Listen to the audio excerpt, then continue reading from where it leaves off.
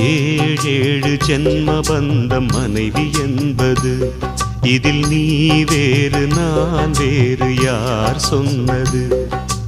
கல்யாணமே ஒரு தெய்வீகமே, சம்சாரமே அதன் சந்தோஷமே, ஒரு வானும் நிலவும் பிரிந்து வாழுமா? ஏழேழு ஜென்ம பந்தம் மனைவி என்பது, இதில் நீ வேறு நான் வேறு யார் சொன்னது?